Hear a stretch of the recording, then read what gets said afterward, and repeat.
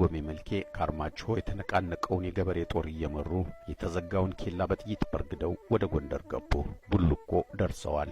ነደጀኔ ማሩ ከኋላ የወልቃይት ጠገዴን ወጣት እየመሩ እየመጡ ነው። በአርማጭሆ በር፣ በመተማ በር፣ በበለሳ መግቢያ ጎንደር በገበሬ ጦር ተከበበች። ምድር ቀውጢ ሆኗል። የአርማጭሆ ጀግና ገነት ተራራ ዙሪያውን ተጠምጥሞ ያቅራራል። በለሳ በላይ ወገራ በታች አረማን ነው ወንዱ ይላል። ጎቤ የጦር መሪ ሆኗል። ሰልፉ አምሯል። ወጣቱ ትዕዛዝ ይጠባበቃል። ኮሎኔሉ ግን ሥራ ጨርሶ ማን ነው የሚደፍረኝ እያለ በቤቱ ግቢ ይንጎራደዳል። ግዳይ በግዳይ ሆኗል። ሚሞት ሞቶ የቀረው ነፍሴን አውጪኝ ሽሽት አድርጓል። የወያኔ ጦር ከሬሳ በቀር በስፍራው የለም። ተኩሱ በረድ ብሏል። ጎንደር የከተማው ፖሊስ ከሽማግሌዎች ጋር ተባብሮ ለማረጋጋት እየሞከረ ነው። ከንቲባ ተቀባና ጸጥታ ኃላፊዎች ኮሎኔል ደመቀን እየሸመገሉ ላይ ታችላሉ። ወያኔዎች ለያይተነዋል ያሉት የጎንደር ሕዝብ ቅማንት አማራ ሳይል የመጣውን የገበሬ ጦር እጁን እየሳመ ከናንተ በፊት ያርገን ይላል። ሴቱ ልልታውን ያቀልጠዋል። ወንዱ በሽለላ ማና ብሎታል ከጀግና አገር ጃርት የበላው ዱባ መስሎ ሊቀር እያለ ይንደቅደቃል። ምን አለፋችሁ የታየው ትዕይንት እጹብ ድንቅ ነበር። እንዳያልፍ የለም ያ ፈታኝ ቀን ተገባደደ። ኮሎኔል በገላጋይ ከጉድጉ ተነሳ። ወንጀል አልሰራውም፣ አልሸሽም፣ ሰላማዊ ታገኝ ነኝ፣ አልሸፍትም ብሎ ያደራ እስረኛ ሆነ። የወደቀ ሰው ሲቆጠር ከጠላት ወደ 19 ሬሳ ተለቀመ።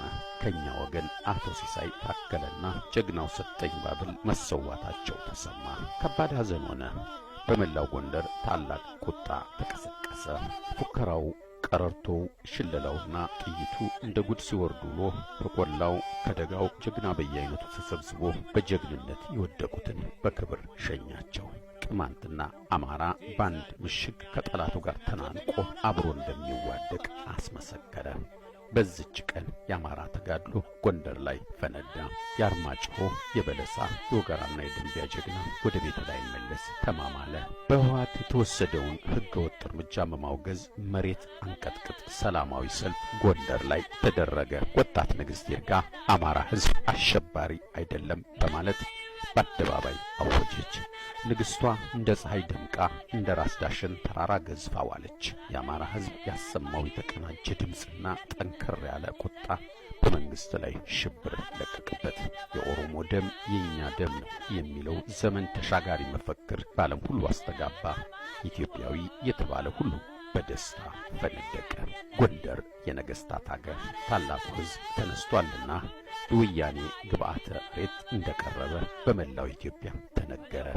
ጀግናው አማራ ከደብረ ታቦር፣ ባህር ዳር፣ ከፍኖተ ሰላም፣ ደብረ ማርቆስ በአንድ ድምፅ ተነቃነቀ። የአማራ ወጣት አምርሮ ለለውጥ ተነሳ። ፍርሃት ጠፋ። በጥይት ፊት መራመድ ጀመረ። ሰልፈኞች በጅምላ ተረሸኑ። እነ ንግሥት ይርጋን ጨምሮ ሴቱ ወንዱ ሸፈተ። አማራ ወጣት ሁሉ ማደኛ ወጣበት።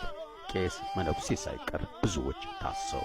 ሰሜን ጎንደር አርማጭሆ፣ ወልቃይት ጠገዴ፣ ቋራ ከብናት በለሳ እስከ ዳባት እንቃሽ ጃናሞራ ድረስ ወያኔን ሊገጥም የአማራ ጦር በጎበዝ አለቃ ተሰማራ።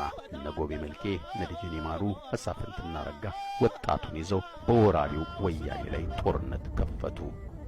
ቀድሞው ዱር ቤቴ ያሉት አርበኛ አበራ ጎባው ወያኔን በጫካው አዝለቀለቁት። ብዙም ሳይቆይ ያስቸኳይ ጊዜ አዋጅ ታወጀ።